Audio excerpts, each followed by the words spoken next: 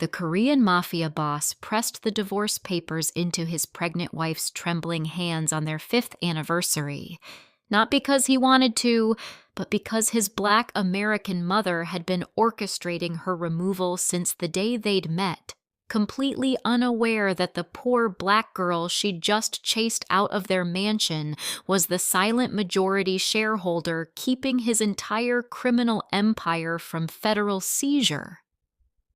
His mother smiled from the doorway of the penthouse she didn't know her daughter-in-law actually owned, watching her son destroy his marriage on command like a puppet whose strings she'd been pulling for 5 years, never once questioning how a struggling nurse could afford the designer maternity dress she was currently ripping off Sylvia's body in a fit of manufactured rage. Sylvia Adama stood in the marble entryway at 6 months pregnant, her deep brown skin glowing despite the tears streaming down her face. Her natural black hair and elegant box braids her mother-in-law had just called unprofessional, watching the man she'd loved since college choose his mother's approval over his wife's dignity, over his unborn daughter's future, over the 5 years of marriage she'd spent secretly funding his rise to power. His mother had already chosen his next wife, a Korean woman from an influential Seoul family who would elevate the family name and understand our culture, someone who wouldn't embarrass them at business dinners with her ghetto background, someone who knew her place in a family hierarchy that measured worth in bloodlines rather than bank accounts.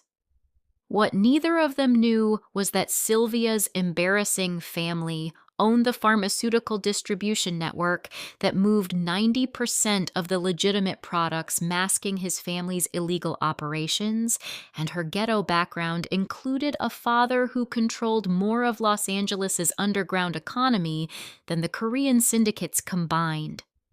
But the real secret, the one that would destroy them both when it was finally revealed, was that Sylvia hadn't just been funding his empire.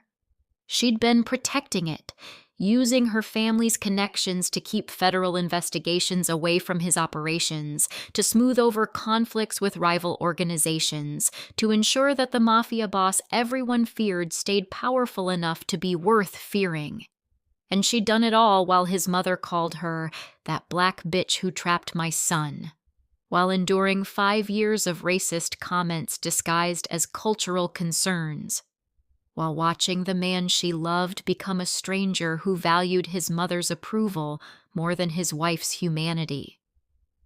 The divorce papers felt heavy in Sylvia's hands, heavier than the baby she carried, heavier than the 5 years of humiliation she'd endured, but what hurt most wasn't the legal dissolution of their marriage.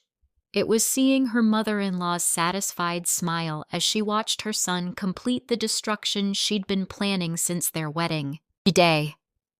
Sign them," his mother commanded in Korean, not caring that Sylvia spoke the language fluently despite 5 years of pretending not to understand the racist conversations that happened around her dinner table, not knowing that every insult had been documented, every plot recorded, every cruel moment archived for the reckoning that was coming. Could a man who chose his mother over his pregnant wife ever comprehend he'd divorced the only woman who'd loved him before power corrupted him? Would his mother survive the revelation that she'd been insulting the one person who'd kept federal agents from destroying everything she'd built? And would either of them recognize Sylvia Adama when she returned, not as the desperate wife begging for acceptance, but as the hidden queen who'd been moving pieces on a chessboard they didn't even know they were playing on?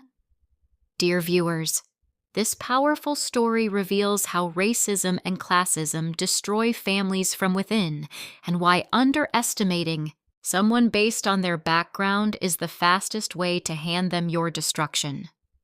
You'll discover that silence can be your greatest weapon, that family manipulation eventually consumes itself, and that the people dismissed as less than are often the ones holding all the real power.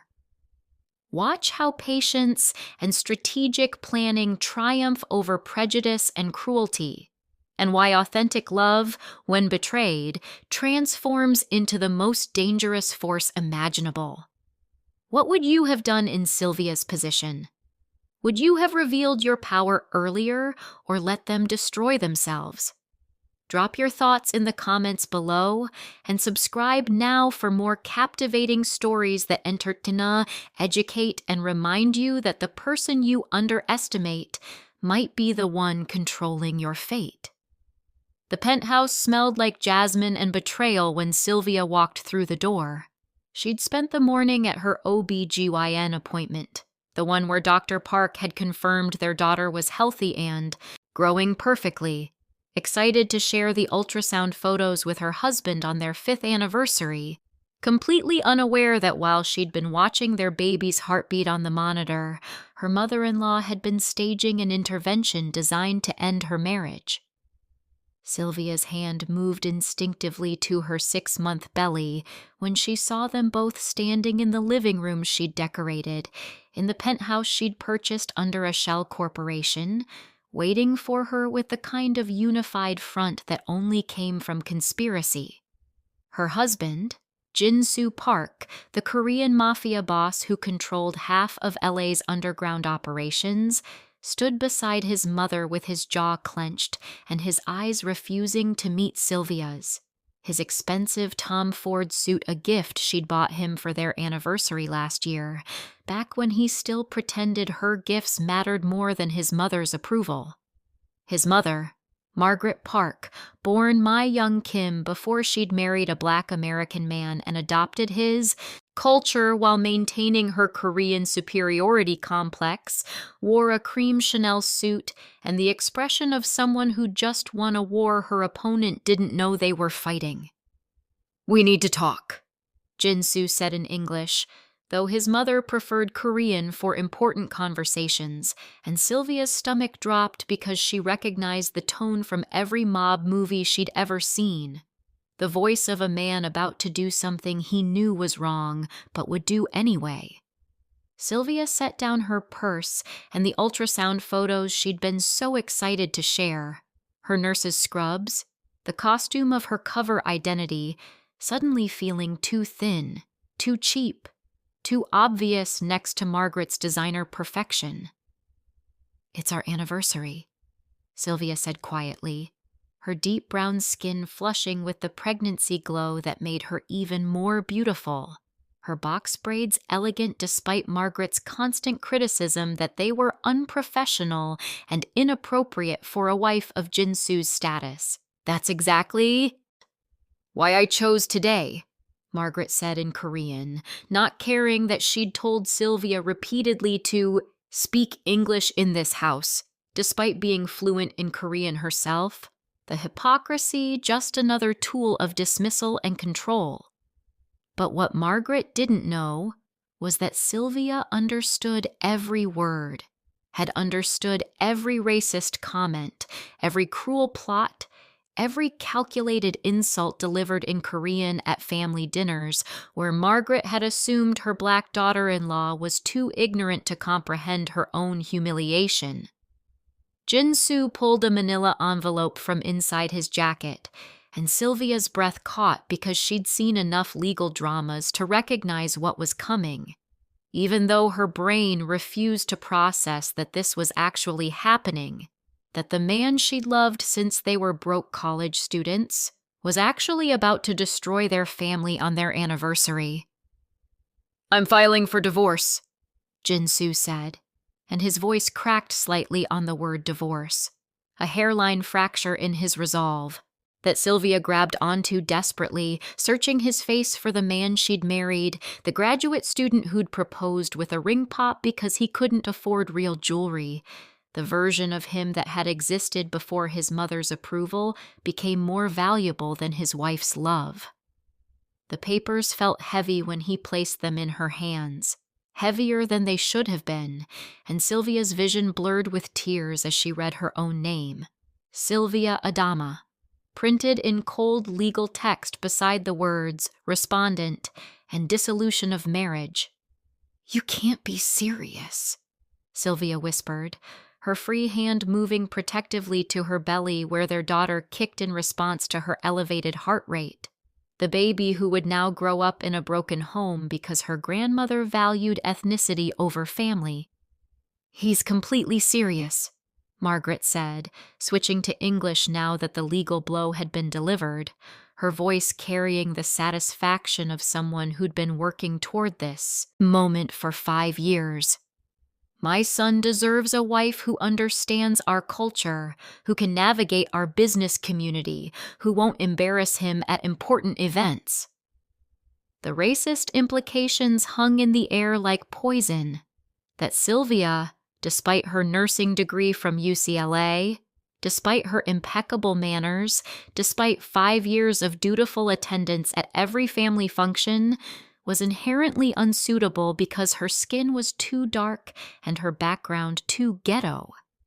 "I'm carrying your grandchild," Sylvia said, looking directly at Margaret with the first flash of anger breaking through her shock, her hand pressing against her belly where Jinsu's daughter, their daughter, was growing strong and healthy. "A mistake that will be corrected through proper legal channels," Margaret replied coldly, and Sylvia saw Jinsu flinch at his mother's casual dismissal of his unborn daughter, saw the moment of conscience he quickly suppressed, choosing maternal approval over paternal instinct. What neither of them knew was that the proper legal channels would reveal financial entanglements so complex that divorce would be impossible without Sylvia's cooperation. Cooperation she had absolutely no intention of giving once she stopped playing the role of desperate rejected wife. "I've already selected an appropriate wife for Jinsu," Margaret continued, pulling out her phone to show Sylvia photos of a beautiful Korean woman in traditional hanbok, someone who looked like she belonged in Jinsu's world in ways that Sylvia, with her black features and American directness, apparently never would. "Her name is Yuna Choi. Her father controls the Seoul operations that will expand our reach into Asian markets. She understands hierarchy, respects elders, and won't question family decisions the way you constantly do with your American independence." Sylvia wanted to laugh at the irony that the American independence Margaret hated was actually the result of being raised by a father who'd built his own empire and taught his daughter that power came from strategic thinking rather than blind obedience. But she said nothing, just stood there absorbing the cruelty while mentally cataloging every word for the legal team she'd be activating the moment she walked out of this penthouse. The team of lawyers her father kept on retainer for situations exactly like this. "Stop right here, because we need to understand something critical about what's happening in this scene. Internalized racism within minority communities and how it manifests as family control. Margaret Park represents a phenomenon that's devastatingly common but rarely discussed openly. Minority individuals who adopt the prejudices of dominant culture and weaponize them against other minorities to maintain perceived status. Understanding Margaret's psychology. The assimilation paradox. Margaret married a Black American man but maintained Korean cultural superiority, creating a hierarchy where Korean culture, sophisticated, proper, valuable. Black American culture equals ghetto, embarrassing, inferior. Her mixed-race son equals acceptable only if he performs Korean identity. Sylvia threat to cultural purity despite being perfect wife. Why this happens? Model minority myth. Internalization. Asian Americans positioned as good minorities versus Black Americans as bad minorities, status anxiety, maintaining perceived social position through cultural gatekeeping, generational trauma, experiencing racism while perpetuating different racism, control through culture, using tradition to mask personal prejudice. The racist family control tactics. 1. Cultural superiority. Disguised as tradition. You don't understand our culture. You're too black to belong. This is how we do things. Ew, your way is inferior. Respect for elders. Ew, obey without questioning my racism. 2. Constant microaggressions. Comments about hair being unprofessional. Anti-black. Criticism of loudness or independence. Racist stereotypes. Preference for lighter skin, different features, colorism. Food, language, behavior policing, cultural erasure. 3. Divide and conquer. Turning son against wife through concern. Making wife responsible for family tension she didn't create. Framing resistance to racism as disrespect. Isolating victim from support systems. Red flags in Sylvia's situation. Margaret's control over adult on Jinsu can't make marriage decisions independently. Strategic timing. Anniversary chosen for maximum pain. Psychological abuse. Racist replacement. Appropriate wife. Explicitly excludes Sylvia's race. Grandchild dismissal. Calling baby a mistake. Dehumanization. 5 years of documented abuse. This didn't start suddenly. Language weaponization. Speaking Korean to exclude/insult Sylvia. Why Jinsu is complicit. Jinsu isn't just a victim of his mother's manipulation. He's an active participant in racist abuse because he prioritizes mother's approval over wife's dignity, choice. He allows racist comments without defending Sylvia, complicity. He benefits from both women's labor without protecting either, exploitation. He serves divorce papers on anniversary, calculated cruelty.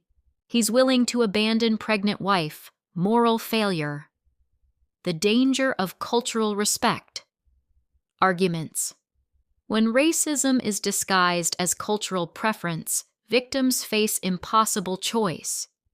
Resist racism equal accused of disrespecting culture. Accept abuse equal racism validated as tradition. Speak up equal labeled aggressive, difficult, disrespectful. Stay silent abuse continues and escalates. What Sylvia should have done. Early in relationship. Established boundaries with Margaret from beginning. Required Jinsu to defend her publicly and privately. Documented racist behavior immediately. Maintained independence. Friends, family, finances. Refused to pretend not to understand Korean. When abuse escalated, family therapy with racism-informed therapist. Ultimatum.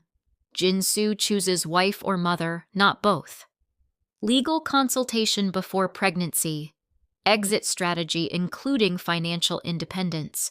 Community support from people who validate her experience. Why Sylvia's secret power is important. Sylvia's hidden wealth represents something crucial. You cannot force someone to value you, but you can control whether they benefit from you. Her strategy, funding his empire while documenting abuse, ensures evidence collection. Every racist comment, every plot recorded financial leverage. They need her more than she needs them. Strategic advantage. They underestimate her, fatal mistake, protection. Her resources enable escape when ready. The question for you. Have you experienced family members who weaponize culture or tradition to control or demean you? How did you handle it? If you're from an interracial relationship, how do you navigate family racism while maintaining dignity? Drop your experiences in the comments. Your story might help someone else recognize they're not alone in facing this specific kind of family abuse. Now back to the story. where Sylvia is about to make decisions that will change everything. Margaret's smile widened as she watched Sylvia's tears fall, mistaking them for defeat when they were actually rage crystallizing into strategy. "You'll sign the papers within the week," Margaret instructed, her Korean-accented English precise and cold. "Jin-soo will provide minimal child support as required by California law, but you'll have no claim to his business assets or family properties." Sylvia almost laughed because the family properties Margaret referenced were 90% purchased through shell corporations Sylvia controlled, funded by her family's pharmaceutical empire, maintained through legal structures Margaret's lawyers would spend months untangling. "And you'll move out tonight," Margaret continued, gesturing dismissively toward the bedroom where Sylvia's clothes, designer pieces Margaret had criticized as trying too hard, were probably already being packed by household staff Margaret had hired without consulting Sylvia. Jin-soo's face showed a flicker of hesitation at his mother's cruelty, but he said nothing, and Sylvia filed that weakness away as something that might be useful later, or might just be further evidence that the man she'd loved no longer existed beneath the mafia boss his mother had sculpted. "I need time," Sylvia said quietly, her nurse's training kicking in with the calm professionalism she used when delivering bad news to patients, the ability to appear collected while internally processing devastating information. "You have 2 hours to pack your things," Margaret replied. "After that, security will escort you from the premises. And Sylvia." Margaret's use of her first name was deliberately insulting, refusing the respect of Mrs. Park she'd never truly granted. "Leave the jewelry Jin-soo gave you. You didn't earn it." That's when Sylvia's composure cracked slightly, not because she cared about the jewelry, but because the statement revealed how completely Margaret misunderstood the power dynamics in this room. The diamond necklace Jin-soo had given her for their first anniversary, purchased with a credit card funded by Sylvia's trust fund. The Cartier bracelet from their 3rd anniversary, bought with profits from the pharmaceutical distribution network Sylvia's father controlled. Every gift Jin-soo had given her had been funded by her own money, filtered through systems designed to let him feel like the provider while she quietly paid for everything. "I'll leave it all," Sylvia said, and the resignation in her voice made Margaret smile with satisfaction, completely missing the strategic decision behind Sylvia's surrender. Material objects didn't matter. What mattered was the documentation she'd been collecting for 5 years, stored in encrypted cloud servers Margaret didn't know existed. Every racist comment recorded on her phone, every family dinner conversation captured by devices hidden in her cheap jewelry, every business meeting where Jin-soo's operations were discussed in detail while his ignorant wife sat silently taking mental notes. Sylvia walked to the bedroom. Her bedroom, in her penthouse, furnished with her money, and found exactly what she'd expected. Her suitcases already packed. Her personal items sorted with the efficiency of someone who'd been planning this moment for weeks. Margaret followed her to the doorway, unable to resist one final twist of the knife. "You should have known this would never work," Margaret said in Korean, her voice gentle now, almost pitying. "My son needs a wife who elevates him, not one who reminds everyone of his youthful mistakes. You're a beautiful girl, Sylvia, but beauty fades. Bloodlines don't." Sylvia turned to face her mother-in-law directly, and for the first time in 5 years, she responded in perfect Korean.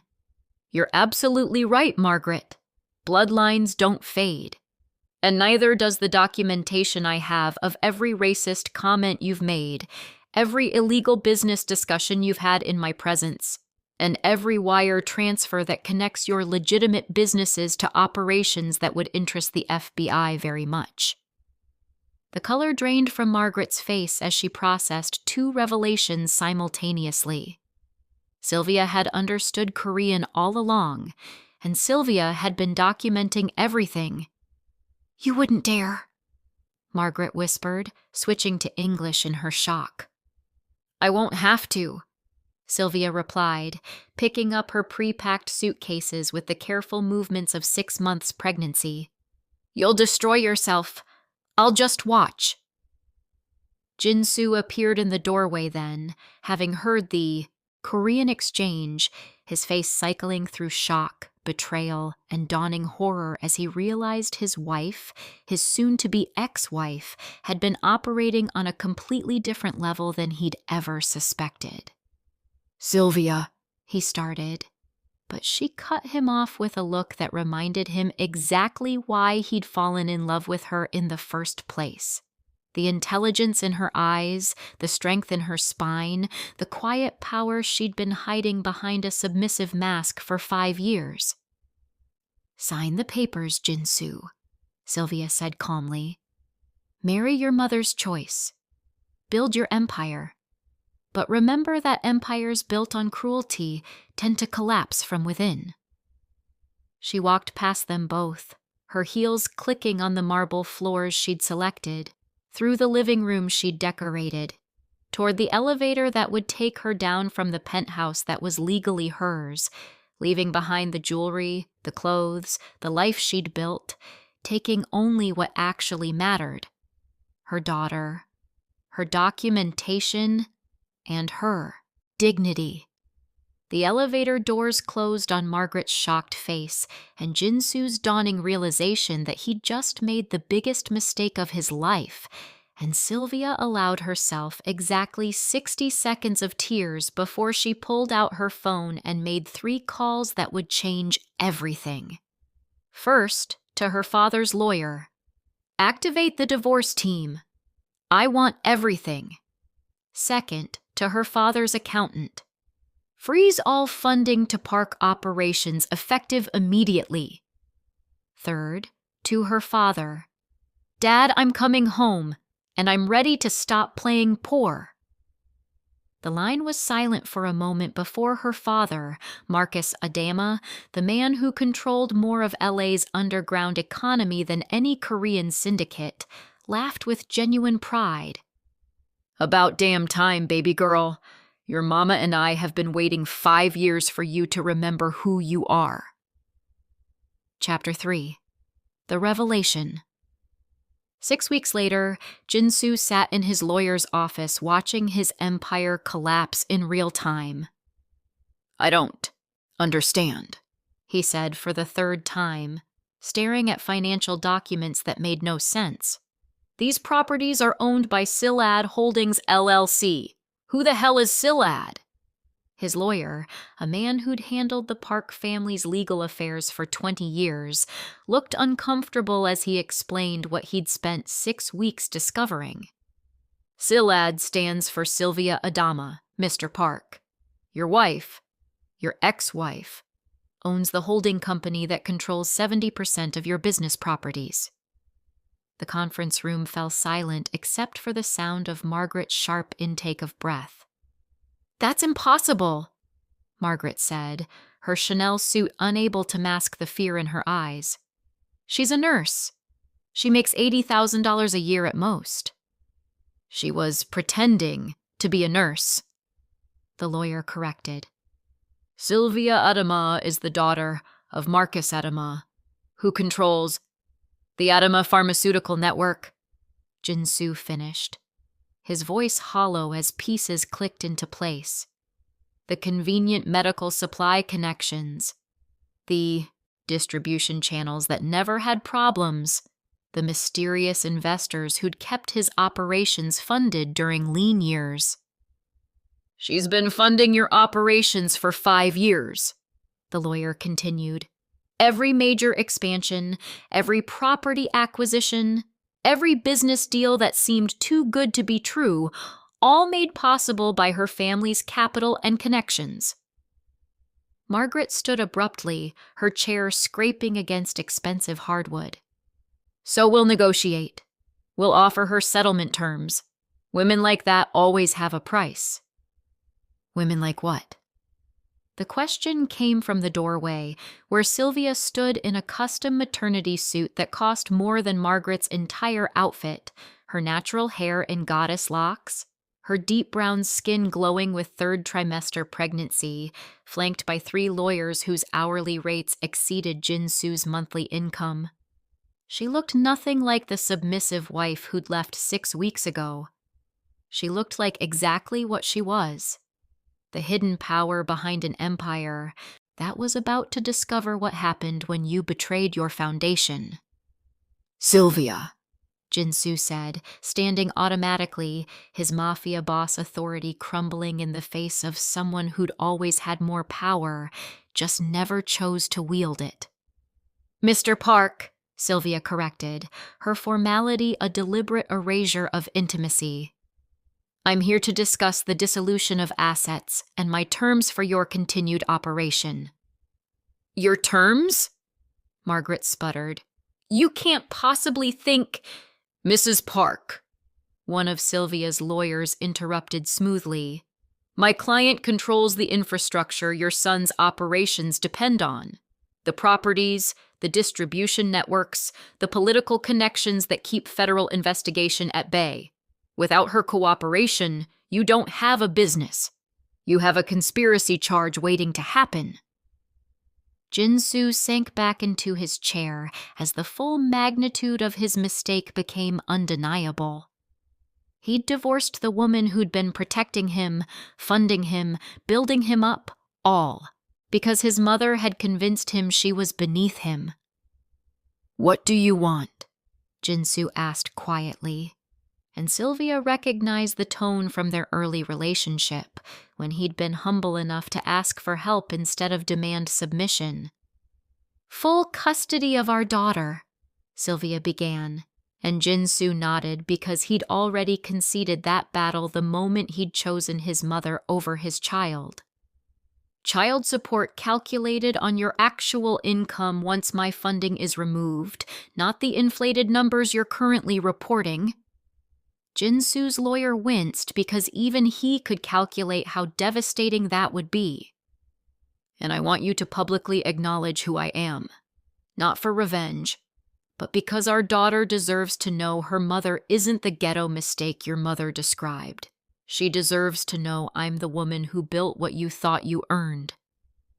Margaret made a sound of protest, but Sylvia's lead attorney silenced her with a look that promised legal destruction if she spoke. "And what about my operations?" Jin-Soo asked, his voice breaking slightly. "What happens to everything we built?" "I built," Sylvia corrected gently. "And I'll continue providing the infrastructure, but under new terms. You'll pay market rate for property leases. You'll use approved distribution channels only. And Margaret?" Sylvia turned to face her former mother-in-law directly. "You'll have absolutely no involvement in business decisions. Your racism and manipulation end today."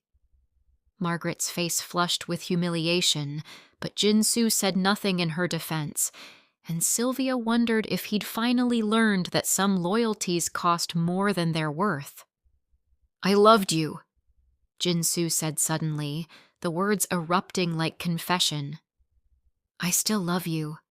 My mother manipulated me, convinced me that I wasn't good enough because I'm black," Sylvia finished. "I know. I heard every conversation, Jin-Soo. Every racist comment she made that you didn't defend me against. Every plot she hatched that you went along with. Love isn't just what you feel. It's what you do. And what you did was choose her racism over our family."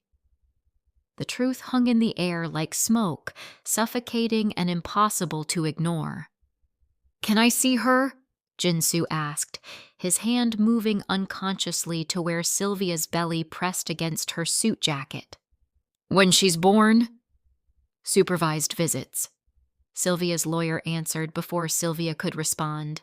Pending completion of the racism-informed family therapy my client will require before any grandparent access is granted. Margaret gasped at the implication that she needed therapy for racism, but Sylvia just smiled sadly because Margaret would never understand that her prejudice had destroyed her own family more thoroughly than any external enemy could have. "I have one question," Jin-soo said as Sylvia prepared to leave. "Why did you stay so long? Why did you let us treat you like that when you had all this power?" Sylvia paused at the door, her hand resting on her belly where their daughter kicked, and considered how to explain the complexity of loving someone while hoping they'll become worthy of that love. "I wanted you to love me for me," Sylvia said finally. "Not for my money or my family's power. I wanted to know if you could value a Black woman as your equal, as your partner, as the mother of your child. And you answered that question 6 weeks ago when you chose your mother's approval over my humanity." She walked out then, leaving Jin-soo to sit in the ruins of the empire she'd built for him, and the marriage he'd destroyed for his mother, and Margaret to face the reality that her racism had cost her both her son's happiness and her family's future. Some mistakes can't be fixed with money or apologies. Some betrayals are permanent. And some people don't deserve second chances, no matter how desperately they regret their first. Before we close, understand something crucial about Sylvia's situation. Financial. Independence saved her, but emotional boundaries would have prevented this pain entirely. Critical protection strategies before marriage. Test family acceptance thoroughly. Multiple visits, honest conversations. Require partners' public defense. They must shut down racism immediately. Maintain separate finances initially. Protect yourself legally. Document red flags. Racist comments, controlling behavior, manipulation. Preserve support networks. Don't isolate from friends, family. The boundary framework. Non-negotiable boundaries. 1. Public defense. Partner defends you against racism every time. 2. Private unity. Partner prioritizes marriage over parent approval. 3. Child protection. Zero tolerance for racist comments about children. 4. Financial transparency. Both parties know real financial picture. 5. Exit strategy. Always maintain independence to leave if needed.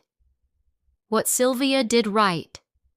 Maintained hidden financial independence, documented everything, legally admissible evidence, preserved connections to powerful family, never revealed full hand until ready, protected daughter's future first.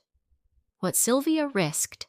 5 years of emotional abuse, long-term psychological damage, pregnancy in hostile environment, stress affects baby, isolated from support, dangerous during abuse, normalized racism for too long, taught wrong lessons. The real question: should Sylvia have left earlier, or was her strategy of gathering evidence while maintaining power valid? At what point does gathering evidence become accepting abuse? How do you balance protecting yourself financially with protecting yourself emotionally? Drop your thoughts below. This is complex, and there are no easy answers. Sylvia gave birth to a daughter she named Amara, meaning grace in Igbo, 3 months after the divorce was finalized. Jin-soo attended supervised visits where he held his daughter and wept for everything he'd destroyed, and slowly, painfully, began the therapy that might one day make him worthy of being in her life. Margaret refused therapy, refused to acknowledge her racism, and was eventually cut off from all contact with her granddaughter because Sylvia understood that some people would rather die than admit they were wrong. And Sylvia? She stopped pretending to be poor, stopped hiding her intelligence, stopped making herself small to fit into spaces that were never designed to hold her magnificence. She ran her family's empire openly, dated men who valued her completely, and raised her daughter to understand that her worth wasn't determined by anyone's acceptance, that her blackness and her Korean heritage were both beautiful, and that strong women don't beg for respect. They simply refuse to settle for anything less. Some love stories end in happily ever after. This one ended in lessons learned, power reclaimed, and a little girl who would grow up knowing that her mother's greatest strength was knowing when to stop fighting for people who didn't deserve her.